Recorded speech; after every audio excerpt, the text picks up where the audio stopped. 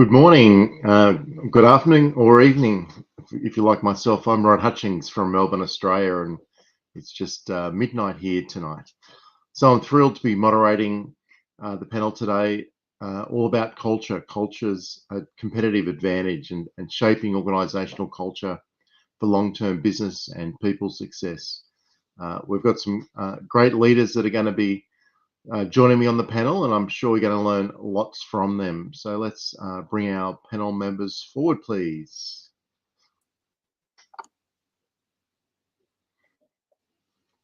And good morning.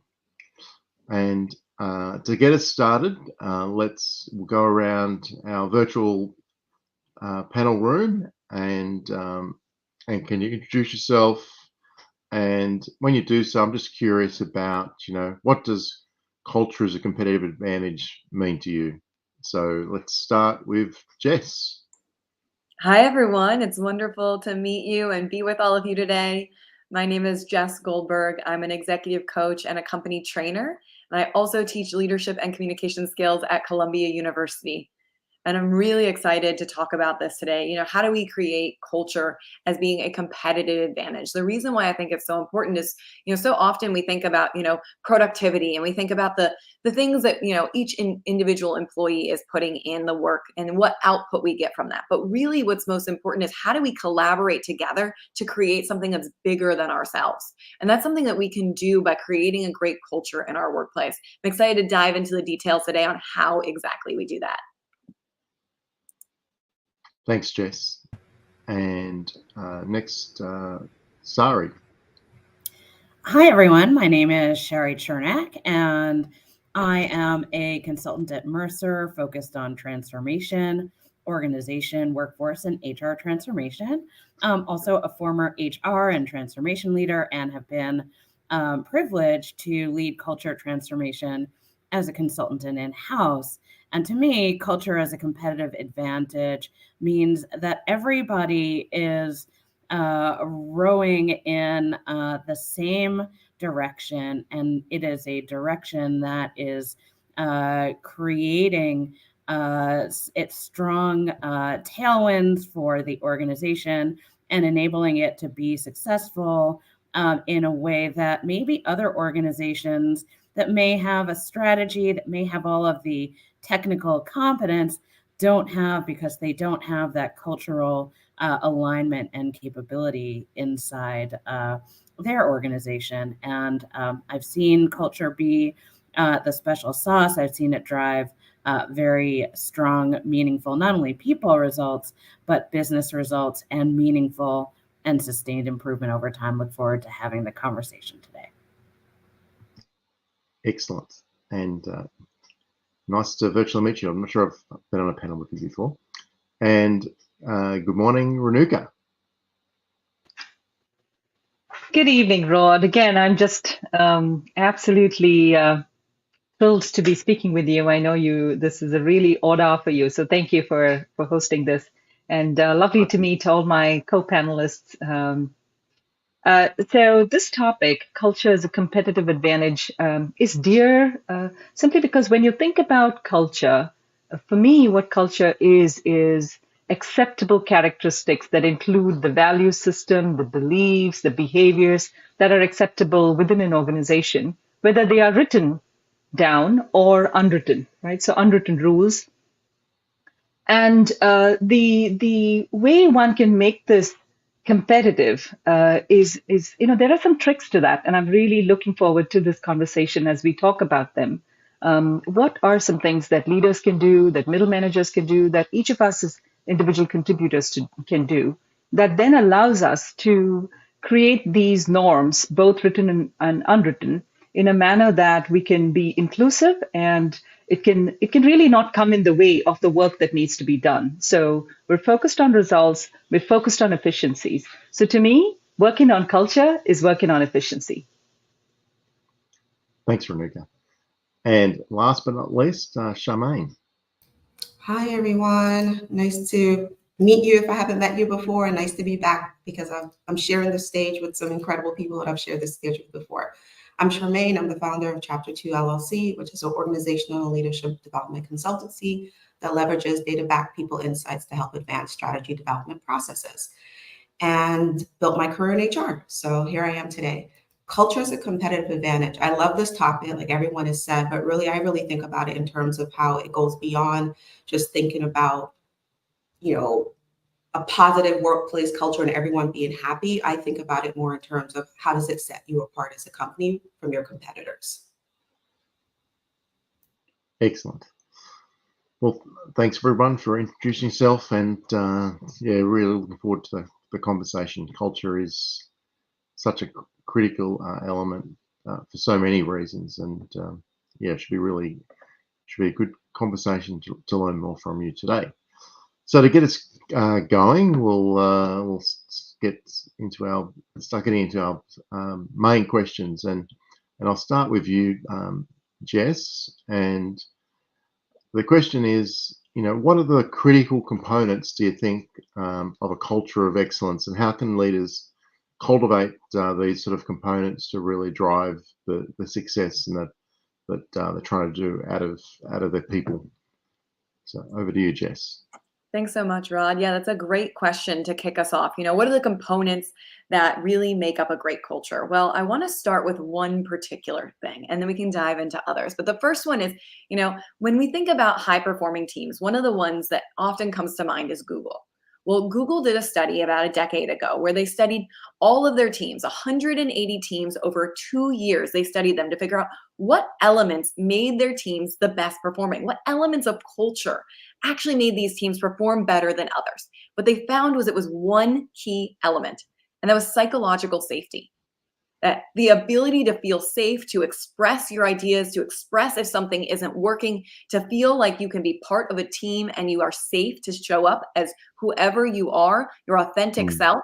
That was the most critical component to creating a high-performing team. And, most people would not think of that as being the most important trait, but yet it is. So when we think about creating culture as a competitive advantage, it's actually focusing on these people skills first, focusing first on creating a safe, psychologically safe culture. Hey, I love that, Jess. Anyone want to add on to that? What other components do you think?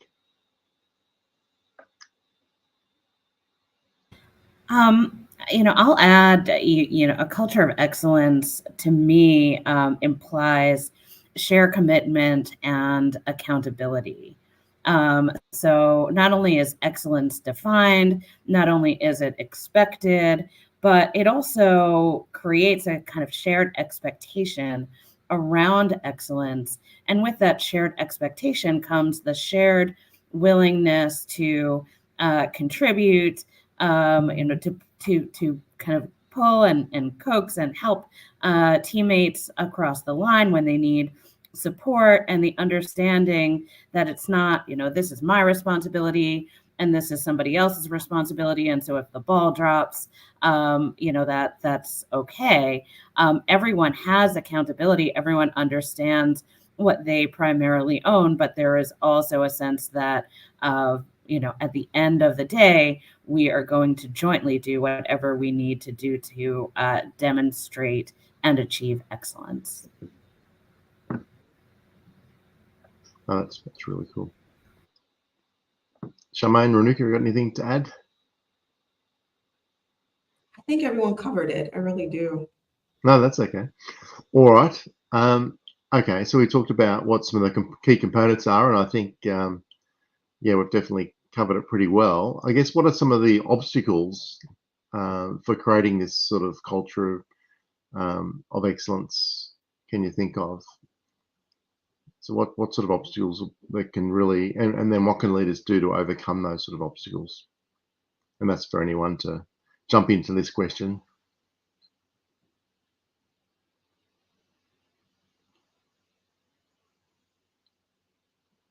Anyone want to give it a go? I can maybe kick us off. Thanks, Renuka. So I think one of the obstacles is when there is, I think Sherry talked about making sure that that you walk the talk, and one of the obstacles is when that doesn't happen, and when the context for why the organization is not walking the talk is not communicated, right? because there could be something that has changed in the environment because of which, the organization said one thing and the behaviors are different. And if there is no communication of why that has changed, then there is a break of trust, so to speak. And as a result, that can really impact. I think the other thing is also fear of failure. I think all businesses, whether you're a nonprofit, whether you're a for-profit, you are, all businesses have a desire to succeed. Nobody sets up an organization hoping that they will fail. And so the fear of failure is a real thing. And it is important that organizations stay focused on how do they create an environment where one can experiment and allow for failure and fail fast. So I think that's the second obstacle. And I hope that we can address some of these in the discussion today. I'm sure we were, because that was almost going to be my next question, but we'll just see. Is there any other obstacles people have come up with? Yeah, I was going to bring up inflexibility. I've seen that a lot, a lot of rigidity that is not willing to adapt. And that might be whether it's leaders or just the people that are modeling behaviors that are showing that inflexibility, that it then spurs everyone else around to believe, well, we have to stick to this. I also think that sometimes that inflexibility leads to a resistance of the fact that cultures have cultures within them. And if we think about larger organizations, especially when you're geographically dispersed, your cultural norms and the societal norms for which you belong to are also going to shape and influence that. So I think one of the things that's important to remember is how do you keep a North Star and then have everyone adapt to that? I know that's answering the second part of the question, but I really think the rigidity that I've seen and the unwillingness to adapt, especially for scaling, I've seen that a lot. Just this is our culture. And when now that I'm a consultant, will say, great, but you've now grown 5 times, 10 times. What does it mean today? Oftentimes, they're still anchoring on when they were much smaller, and they don't have a plan for how they're going to communicate and scale that. I really love that, Charmaine. I think you've certainly, for large organisations, you got that 100% right. Particularly, I think that large organisations often can just have so much bureaucracy, and you just sort of beat your head against the wall, and it makes it hard to really have that high performance culture that Jess was alluding to before, when you just can't find a way through, and you can lose hope sometimes, I think. So that was really a really good extra point. Yeah, I'd love to add one more thing onto this, because I'm seeing, a point that, first of all, I think that point that was just made is excellent. As we grow, we need different things. Our culture needs to be supported in different ways. And, Ellen also pointed out something really amazing in the chat. She was talking about how sometimes a culture of excellence can also be a lot of pressure on the employees, that it can lead to people feeling not safe. And that's a really big obstacle that a lot of people face as the company grows, as you put higher pressures and higher demands on it. There can definitely be a factor where it becomes hard for people to feel safe to share if something is going poorly. But what we can do about this is really separate the people from the problems. We really support our individual employees, but if we are going to give feedback, if we're going to criticize anything, we criticize the problems and not the people. And we kind of sit on the same side of the table to look at the problems together. And we really, we acknowledge that there are going to be challenges. We encourage a culture of experimentation, and we encourage people to do that. And if something goes wrong, we do not put blame on those people. We start to look at how do we continue to grow and move forward. And that's how we really start to create that culture of excellence, while creating still this safety and allowing people to still fail as we move forward. Yeah, I would add to that. I also saw that question. Ellen's a great question. And I don't think the two need to be in conflict. I think it's important. I think a culture of feedback is important. And I think it's important for an organization to have an authentic voice and an authentic way of having dialogue that resonates with people. I think people, sometimes there can be a tendency to, mistake, psychological safety as, safety from any sort of feedback and accountability, and it's not that. And then, on the flip side, it could be safety, to say anything, no matter, how offensively received it is. And so it's really about, what is that voice? What is that way in which we are going to communicate with each other and continue to drive ourselves and one another to strive for excellence in a way that, to Jess's point, doesn't make it personal, doesn't make it hard to receive the feedback, but at the same time provides that kind of continued feedback so that people can understand, where they need to contribute and what they can do to drive the organization toward excellence. Yeah, all really great points you both made there, and Ellen as well. I think the one of the things that I thought of when I read Ellen's comment as well was about the feeling confident as a leader to make decisions. So sometimes I think that you need to move on. You need to make decisions. You can't just procrastinate, and that can really also impact the culture of the team if you aren't making decisions and you aren't, taking risks, as Renuka mentioned, is another element to that. All right, I think we might move into the next question, and I'm going to come to Renuka on this one, and it's really related to some of the points you made, and that's about innovation and about how can leaders create a culture that encourages this experimentation and embraces failure as an innovation process, because that is, I think, really critical to keep progressing. So over to you, Renuka, to lead us off on this question. Thank you, Rod. I think since we're talking about psychological safety, let's go there.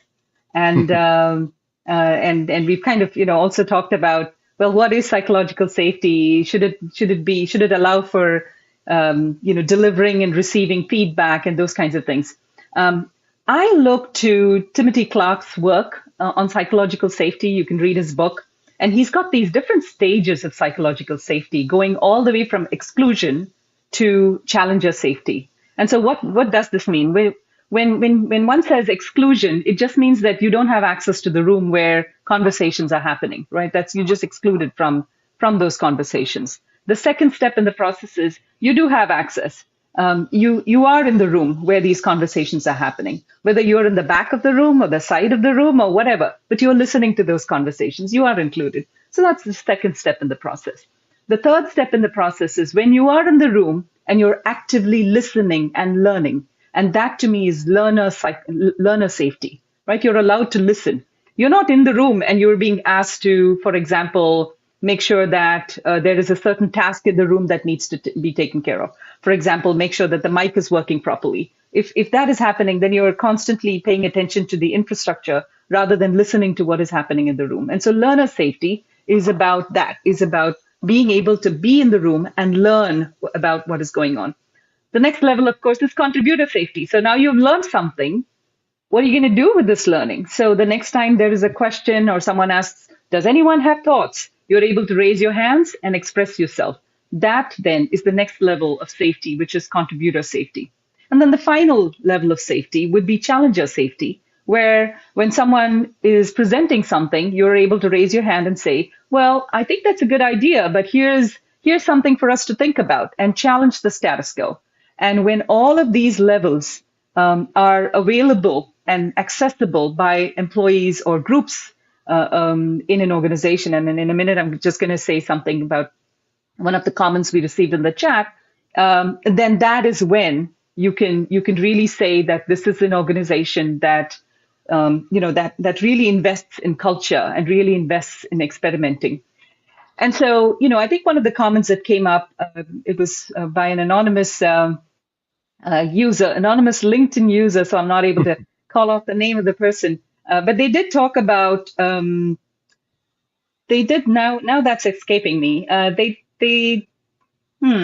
is escaping me, but they did talk about small groups of culture within the larger culture. So there are subcultures within organizations, and that is absolutely true, right? I mean, people, when they talk about culture, what they are talking about is how they experience the organization, and people experience the organization through the small teams that they work in.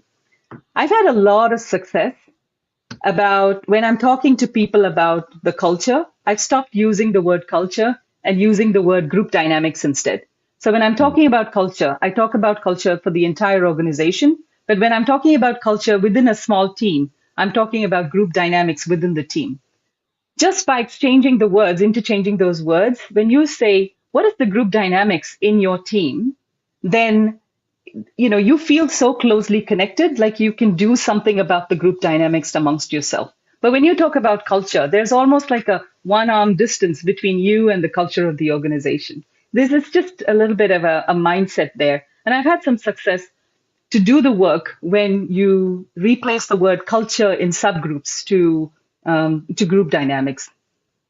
And then I'll stop after I say only this, because I know you asked about what can we do as leaders. I've had some success with experimentation using the three, so the three questions: what, so what, and now what, right? So as you look through your organization and experimentation, you cannot start experimentation without data.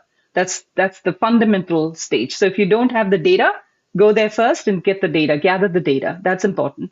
Once you've done that, you know the what, right? Like what is the data saying? You know that. So the next question you want to answer for yourself is, okay, if this is what the data is saying, so what, right? How is it going to impact the organization? Once you've found the answers to do these two questions, I'd recommend that you take the what and the so what to your supervisor, to your CEO, to other leaders within the organization. And then in one of your leadership meetings, discuss now what, right? Involve them in the next steps.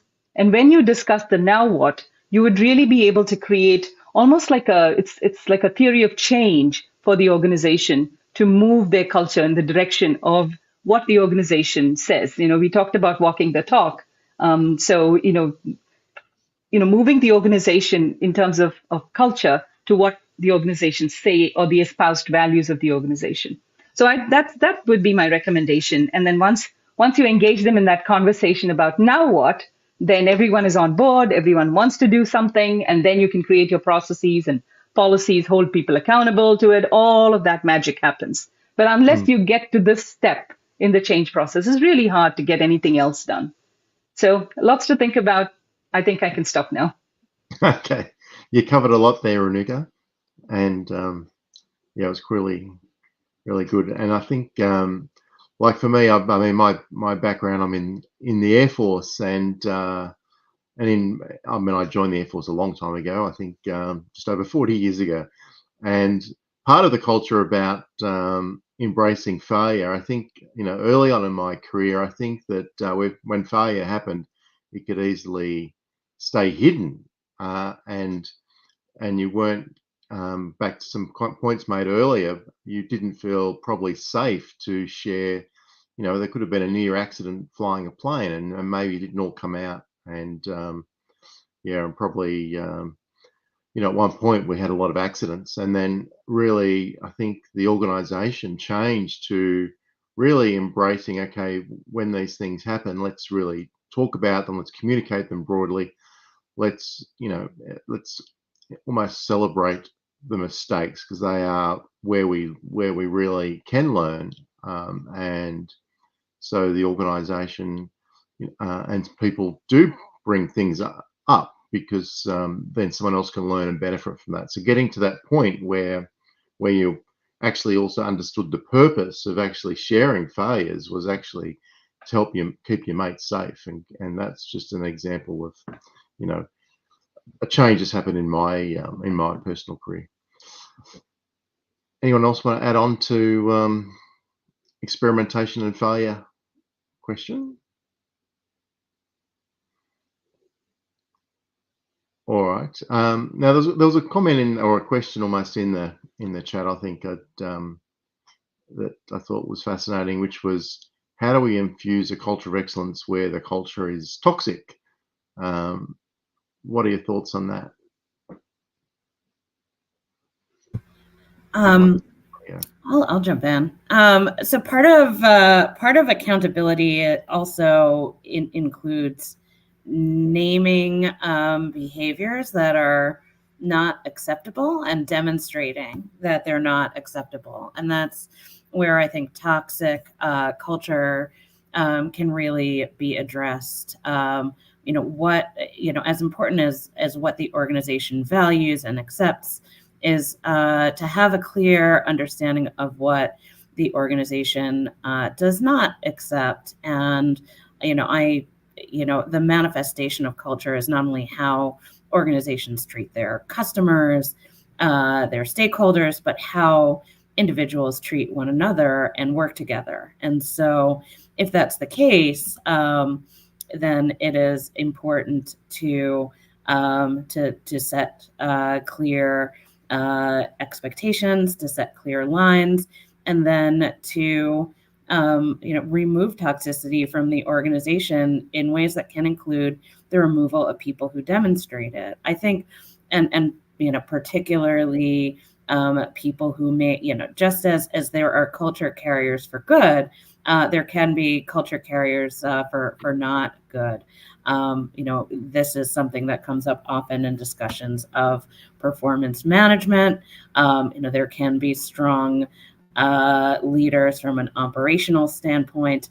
There can be strong producers or brilliant jerks, as they're sometimes called in business parlance, who are not only tolerated, but celebrated or lionized for their accomplishments, while the other side of the coin, namely how they behave inside the organization and the impact they have on others and on the culture, is ignored. And so, a way to demonstrate that a culture of excellence, does not mean or permit toxicity is really important.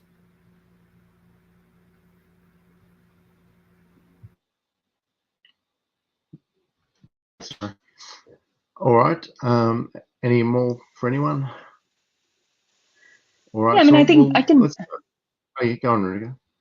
I could maybe add a sentence or two to that. I know that can just seem like a daunting task to do, especially because it requires a lot of courage to be able to say to the leaders that, hey, we have a culture that's toxic, or here's what we're hearing from the exit surveys. I've had success with the what, so what, now what methodology, but I'll also say that it is helpful to really get to know your supervisor and build that trust with your supervisor. Because this is a task that it could seem so daunting. You want other people on board before you can begin to address it. And so one way to do that is when you're having maybe your one-on-one chats with your supervisor, or, when you're just going out to lunch with them, talk about what their personal values are, get to know them more. Ask them questions like, what are the things that you want to stand for? How do you want to be known? And that then will allow you to show them what is happening in the organization. What's that toxicity in the organization, in the team? Sometimes I find that toxicity starts with just one leader or one team, and then it spreads very quickly. And so calling attention to that in a manner that is not disrespectful, it's super respectful, but showing the misalignment, and having that. Sometimes we find that these conversations can be difficult. And so in our own mindset, in our own minds, we have to reframe that conversation from it being difficult to being a conversation for alignment. So simply saying, hey, these are your values and this is what you want to be known for. Do you know that this is what is happening? I mean, this is not how, we've got to do something about it. What are your thoughts? And really engaging them in that conversation can be the first step, because there are things that your supervisor can do that you cannot do. And then enabling them and giving them the words to be able to do that could simply allow you. And then I'll just say, patience is a virtue. Be patient, because when you want to change the direction of an organization, it takes time. So just be patient. Think about incremental steps, incremental changes, and look for the positive side of things. Look for positive change, because when you see positive change and call out positive change, guess what? When you're appreciative of positive change, you will find more and more to appreciate. I think that's so important. Just reinforce those positive behaviors is so critical. And yeah, lots of great points. I think, as I said, it's really, it's key to acknowledge the problem, set clear expectations, and I guess like your comment about group dynamics, Renuka, I think yeah, a lot of an individual's experience at work is really through their manager. How's their leader listening, supporting, driving, and dealing with them? Like that's your experience. How's your manager keeping away bigger organization to the extent that they can to really provide you support? So I think that's where that culture, the smaller culture that was mentioned is absolutely so correct. All right, so we're halfway through the panel, and we've covered a lot, and we've got more to go. And let's jump on to how do we navigate change? Like there's so much change happening today in all different ways, and so I'll ask Charmaine to start on this question, which is really going to be about what strategies have you found effective in navigating and implementing culture change in an organisation? So what are your thoughts on that? How do we go about dealing with that? Yeah, for me, clear communication. It always starts there, but communication is just part of the equation. Communication without comprehension is just not worth it, right? So what are the steps that everyone has taken to ensure that it's not just been heard, that it's been understood? Because if people don't understand, so that comprehension piece isn't happening, you've spoken or you've communicated, whether that's a written form or whether you've sent carrier pigeons, it doesn't matter, right? You haven't ensured that comprehension has happened, it's for naught. The other things, that I've seen is, leaders have to act as champions, and people need to see that the people that they hold to the highest degree, to the highest standard, are actually modeling the behaviors or modeling whatever that change is that they're saying. They're listening to hear, what are the leaders saying about this? Are they talking about this positively at group meetings and team meetings, but we're overhearing them, or we're seeing Slack messages where they're not being positive, right? It's that consistency. That thread has to be consistent throughout in terms of how you are behaving and championing or not what's happening. I also think, change management practices are going to be huge here, right?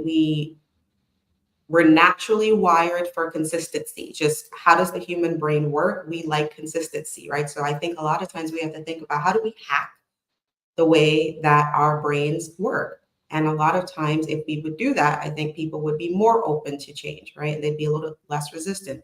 And one of the first things is what I call name it to tame it, right? Are you letting people name the emotion, the feeling, whatever is coming up for them, right? You can move from the internal chaos state to actually actioning if you allow people to say the thing that they're the most worried about. Oftentimes with even works in corporate America, even with clients now, I will say, what is the thing that you're afraid of? Let's talk about it. And once you allow people that space, you can move through it. And explaining what change management is to people, right? The clear communication, whatever training needs to happen, letting people address those concerns, providing resources. All of these things for me add to it, and then pilot it. I love a pilot. Test it, beta test things. Sometimes we roll things out too quickly. Beta test it, get feedback from people, because those people then become your champions. I always talk about the flash mob effect. Teach the few people first what it looks like, get their feedback, and then they become your ambassadors. I've never rolled out a program when I was in corporate America that I didn't get employee buy-in in before it hit the masses. Because what I saw was, because those people were invested and they knew they were part of the development, if once it rolled out, they were champions. And more importantly, if anyone tried to poo-poo it, they were like, oh no, I was involved in this. So, right? So it wasn't just the HR thing, it was, we are actively included. And then what I saw happen is more people then wanted to be a part of solutioning, but it always started with ensuring that understood what people were afraid of, comprehension was occurring, and actively engaging people and ensuring that that change management, all the principles of it were being executed on. That was a pretty comprehensive answer there, Charmaine. I think you hit it, got that absolutely right. It's just so critical, isn't it, when change when you're trying to introduce change, that you involve employees, early, involve them in the process so they're part of the change. I think is really what you covered. And I think another great point you made was about identifying and empowering sort of change agents. Probably an area I'm not sure that you covered fully would be, I think another area for me is just ensuring there's an alignment between the systems at work, the processes, the policies, and the rewards. Like the whole thing's got to come together, which sometimes that's missed. The other good point I really loved that you made was just talking about, pilot programs. And so that gives you an opportunity to adjust. It gives you an opportunity to show celebration, I think, to the positive outcomes of the change. Anyone else want to add on to what Charmaine shared? Yeah, I'll just add, I think that she made a ton of incredible points, especially around, testing things out and piloting. Just want to double down on that because so many leaders will announce a new strategy, will announce a new change, and they'll do this ask me anything, and they'll think that they're hearing everyone's voices. But at that point, it's actually too late. And so what I like to call is like, before we're even going to announce a strategy, before we even, have fully fleshed it out in our own mind about where we want to go, the direction we think is right, we should do something I call a listening tour, which is really understanding what is going on the ground floor. Because the higher we get up as leaders, the less we understand what it's actually like to be on the ground floor. What are the actual problems that they're facing? Say we want to, move over to a new tech stack as leaders that we think is going to create more efficient communication. We want to move from Slack to something else. Well, if we don't actually understand the communication challenges that our employees are having, just choosing another, tech stack is not going to make the difference that we want, and might actually create resistance because, as Charmaine was mentioning, people are naturally going to be resistant to change. So if we can get their buy-in early, really get them to feel like they're part of it, getting to feel like their voice is heard in the change, even if we don't go in the exact direction they want us to, if they at least feel like they were heard before the change is announced, they're going to be far more likely to be bought in on it. That is really just so incredibly important, is making sure that we're listening, that we're really understanding what is going on for people and why they might want change or why they might be resistant to it. And that circles back at the ending too. When we're announcing something and when there is resistance, really digging in and understanding why someone is resistant. Because the more you can understand the resistance, there might actually be a glimmer of truth there. There might be something that you might need to adjust or change. And that is crucial to helping you drive forward. Thanks, Jess. Now, there was a comment or a question, sorry, which was by the audience, which was around what kind of team building events can be done to bring cultures together. What are your thoughts on that? So what would be really effective? I think that at different stages of culture building, different types of events can have a particular value. One of the things I think is really important, and I know in some of the some of the questions that you shared, and we may return to it, is that it's very important for culture and strategy to be in alignment. And so I think one of the most important things that organizations can do in large teams, maybe in an all hands kind of format, and then in smaller teams, perhaps, functional leaders or people managers with their teams, is making sure that people understand the strategy and the role that people play. Because then when you talk about, okay, and now these values are important, these behaviors are important, they're going to help us achieve them, people can put the big picture together. Why do you want me to be innovative? Do we just want to throw spaghetti against the wall and see what sticks? Or, do our, competitors actually invest a significant amount of time and research money in continuing to refine and develop new products? And so lack of innovation means, obsolescence, or we fall behind. So that kind of contextual understanding is really important. Giving people the opportunity. So, there was, there were a number of good points, Charmaine and Jess made about communication.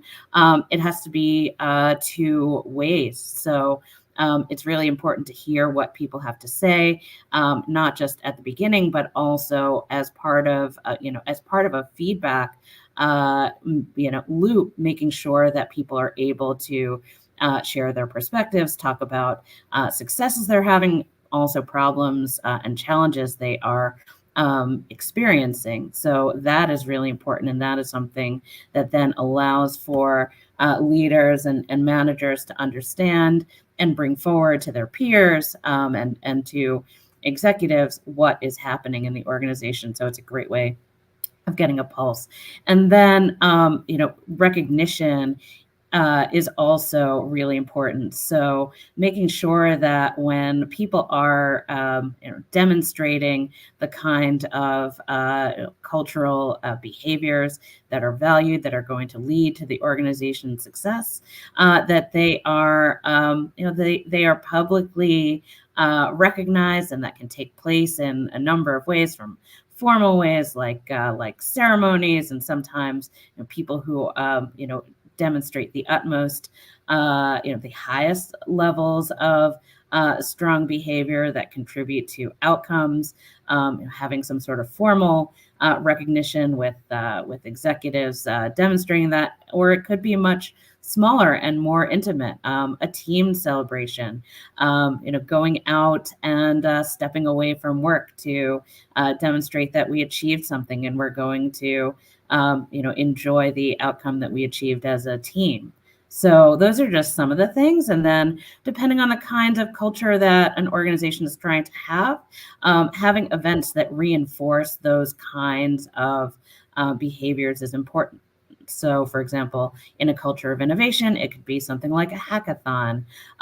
In a culture of safety, it could be doing a safety walk inside a facility. So also making sure that the types of activities match the kinds of behaviors that an organization wants to prioritize is important. Yeah. I was going to share, and thank you, Sharon. That was really good and comprehensive. I was going to share that it has to reflect the needs of that culture, right? We have to think about the diversity of that culture, whatever that means for that organization and that group and that team. And it doesn't matter the size of the organization or the industry, because, and I think I saw in the comments, someone talked about food, and I know there are a lot of cultures that's important, but there's some people that may not be okay with, right? There might be some people that feels uncomfortable. So I really think that the offerings for team building have to be diversified, because as individuals, we all are, right? We all have intersectional identities, and we shouldn't assume that just because someone's from a certain region or they have a particular background that we know what that means for them. So I think the important thing, and what I have seen work, is engaging people to find out what would work for you. What would you want to do? What would be meaningful for you, right? I, for example, do not drink alcohol. I just don't. It's not my thing. So team building activities that were, we're going to go get drinks after work, that never resonated with me. So I didn't go, right? And that could isolate people. And we've heard so many stories about all the business deals happen on the golf courses, and not to say that people identify as women are not on the golf course, but traditionally that was not a space that women were being brought into. So it really has to reflect not only what you say you want, but what you are doing to actively ensure that is happening, and you're creating the space to do that. So team building activities can vary. There is no one size fits all. It really has to be there is no one size. We're open to that. We're gonna test out, and we're gonna adapt and change based on the needs, right? And as teams grow and they develop, as we do it as humans, we're going to have different needs. So that has to be something that's adaptable too, in terms of bringing people together and recognizing that no one activity that you do, everyone's going to be as gung-ho about it, right? People might show up. So we also have to be open and appreciate a diversity of responses that we may get, and not attach any negative stereotypes to that, right? We show up differently. Like, you want me to go? I'll go. I'm not going to drink, right? sometimes I'll go. But what would isolate me is then being bombarded with, why aren't you having a drink?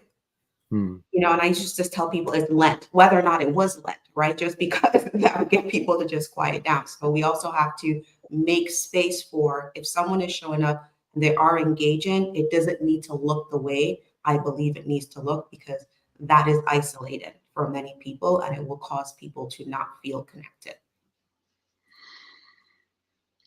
Yeah, I think you've covered a lot of great points there again, Charmaine. I think your point that not everybody has the same interests is so right, and I'll close off on this question around just again my personal experience really is, team building activities, one of the things, and in fact, if you've ever seen the movie Top Gun, and there's been 2 Top Gun movies, one of the things you see about the building culture in that is certainly what happens in my experience in Australia, and that's around sport. So in Top Gun 1, they play volleyball, which I've like literally got a volleyball here. They play volleyball, and I think they play some footy in the second Top Gun movie. But one of the things, like typically, in Australia, a lot of squadrons, they have Friday sport where it just creates this environment where you can bring people, come together, work together as a team. It's rankless. It's not like you're the senior officer, so therefore we'll let you have a free pass here. You're all equals, and it's a healthy activity, and it's really a great way to relax and to work together to solve problems. Playing, the sport you're playing is one of the things that is my experience in the Air Force. All right. Any more on that one? Maybe I can you hear me? Yeah. Awesome. Maybe I can add one more thing. I know we talked a lot about activities that can be done outside of the workspace.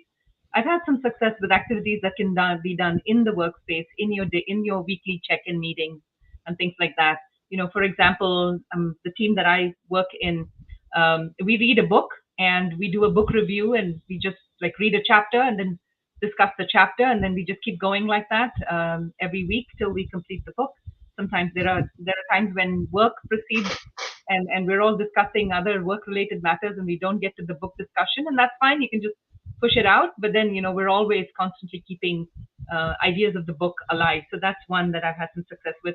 The other one I've had some success with is show and tell, where 1 week in the whole month you invite one person from the team to come in and show something about their life. It could be maybe something great that they cooked in the recipe or whatever have you, and then they could bring that to the other team, either in in a PowerPoint slide deck or pictures and those kinds of things, and really talk about their lives. So a show and tell of sorts could also allow us to get to know each other and also, more importantly, build trust amongst the team.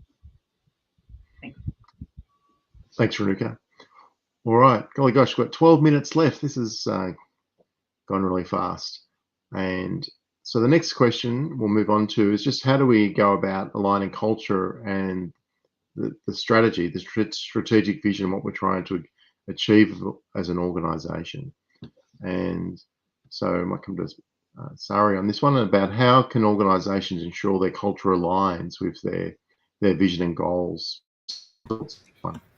Yeah, I think it's important to to match values and behaviors with what an organization is trying to accomplish.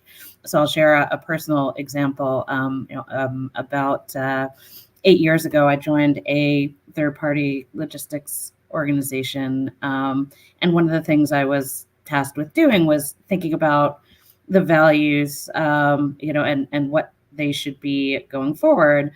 And there had been a previous set of values that had been delivered and developed by a small group of people, and they really didn't necessarily match what they didn't speak to the entirety of the organization, I think is the best way to put it. So creativity and innovation were among the core values. And, you know, if you're inside a warehouse and, you know, you're pulling a pallet off the shelf, you know, you should neither be creative nor innovative. That's how people got hurt. So it's really important that that there is strategy understanding across the organization. So I mentioned that earlier.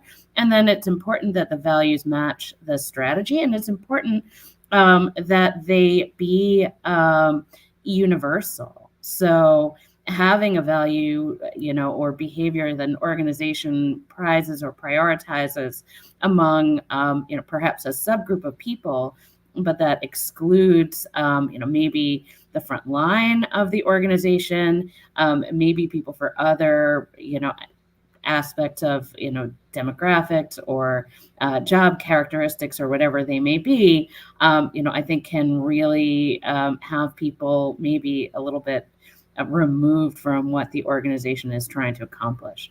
So having that cultural and strategic alignment is really important, and then making sure that the values resonate and make everybody more likely and more capable in terms of being able to then contribute to the strategy based on what is being asked of them is really important. And then I would say, lastly, making sure that an organization actually hires and rewards and recognizes and kind of looks at performance across all of those factors is important as well, so that what is written on paper, what is maybe displayed on posters, is actually being demonstrated and sought and prioritized across the organization. Yeah, that's really awesome. I want to build off of what Shari was saying. I think it's really important that we think about, all these things in tandem, that the culture is not separate from our strategic vision. So often we think of these two as separate things. We got to have a good culture, but then we got to make sure we achieve our goals. But actually the culture is the process in which we achieve our goals. And what we want to do is we want to create cultural values, and then we want to break down what are the behaviors that we want to see. What are the ways in which people could achieve this culture? And those should hopefully be guiding us towards how we achieve our goals. And so the values, the cultural values that we put in place, should be kind of the guiding principles for how we make decisions. It should actually create more ease for people to be able to move forward when they know this is the way that I should, this is what I should value. If I'm going to choose between speed and creativity, I'm going to choose creativity. Or we're a culture that values speed. What are the things that our culture values? And those are the process in which we make decisions and drive us forward. And each team on its own can have its own culture and its own values. And we want to make sure that it values each individual that's there, that the culture really creates safety for everyone to do their best work, and for us to create bite-sized ways of achieving those bigger picture goals. Thanks, Jess. All right, we're down to only 7 minutes left, so I might start on some sort of closing type questions, and I think one really one key one first, and everyone can have a go at this one, is just really, in your experience, what are some of the key indicators that you look for when you're trying to get a sense of the health and effectiveness of an organization's culture? So if you're all providing it, like we've got HR leaders in the audience, and what are some of the things they should be looking for? And if we just want to go around the room, might be the easy way, and maybe we'll start with Renuka. Go anti-clockwise. All right. I think the one thing that I'll be looking for is resilience at an individual level, at the group level, and an organizational level. And the way I'd be able to collect that information is through the employee surveys. That's very good. Thanks, Renuka. Charmaine, what are your thoughts on the key indicators?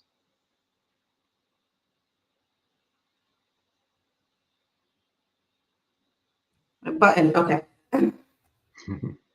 The feedback that you're getting, people will let you know. So listen, because they'll tell you. No, that's very true. And Shari?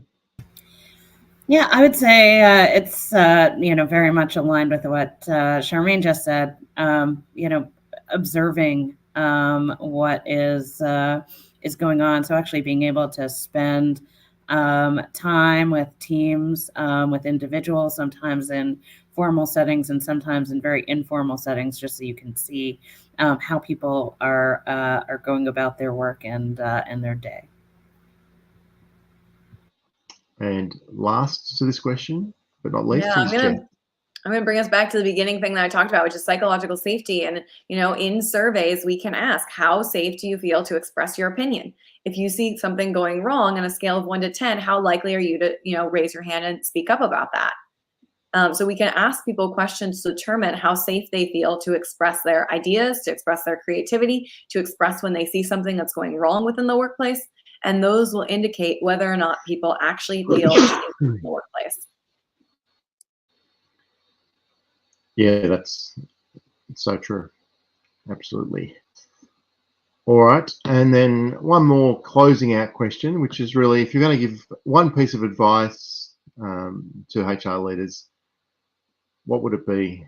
And we'll start back with you, Jess. We'll go back normal clockwise. Yeah, the first piece of advice and, the thing that is most important is to just show up truly yourself in the best way possible. And when you start to role model the behaviors that you want others to show up as, it really can start to create a ripple effect.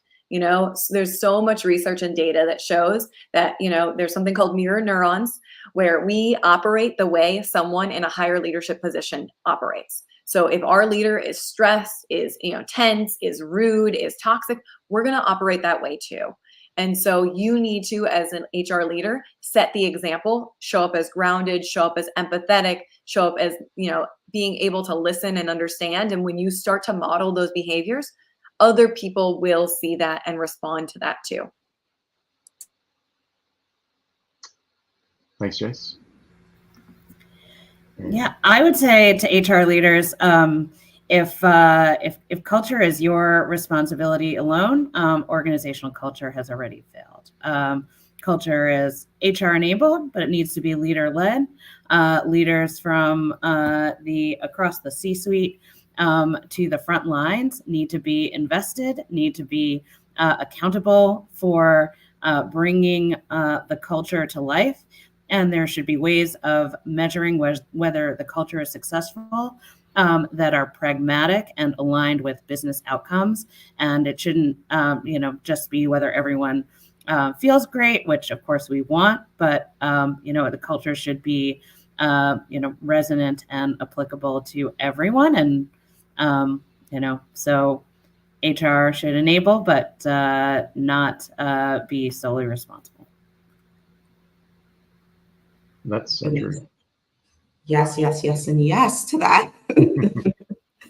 I was going to say that for HR leaders, it's really important that we're helping to support, as Shari mentioned, and more importantly, that those values, the good ones, are embedded in the entire organizational experience, right? From the recruitment to onboarding, every aspect of culture has to have a way that those values are embedded and being demonstrated, right? As people, consistency is what we look to determine whether or not there's truth behind what is being stated. And if that positive or negative, right? So that consistency is going to be key. So it's going to be important that there's a way that those organizational values are embedded in the entire life cycle of the employee experience, because that's how you're going to build the consistency needed to then lead to trust. And that's what's really needed to make these changes. You mentioned lots of critical words there: integrate and consistency. I think they're so true. And embedding, yes, it's sort of all got to be in everything that happens, isn't it? And last but not least, Renuka. I'm gonna add on to what Jess said. I'd say recognize fear, guilt, and the past being in the future. Something that you've done in the past didn't work. maybe it's not going to work in the future. Recognize those things on a day-to-day basis and take care of yourself. You have to be balanced and grounded. I think Jess used the word grounded. You've got to keep that balance, and meditation helps. It helps me. I practice meditation, and it is superbly helpful in keeping calm and just being in the here and now when you're speaking with people. And without speaking with people, we can't do HR work. So take care of yourself and recognize fear and guilt, even from a mile away. Thank you. Thanks, Marika.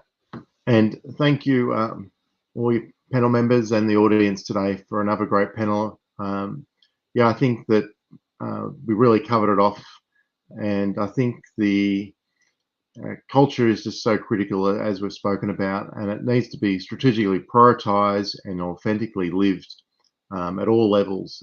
And when that happens, when that magic happens, it's just a really powerful driver to be successful, to be innovative, to be competitive, which is what you're trying to do in a business setting. So thanks, everyone. Looking forward to some future panels that are coming up, and have a good rest of your day. Hope it was a great start to your day. So bye, everyone. Bye. Bye, everyone.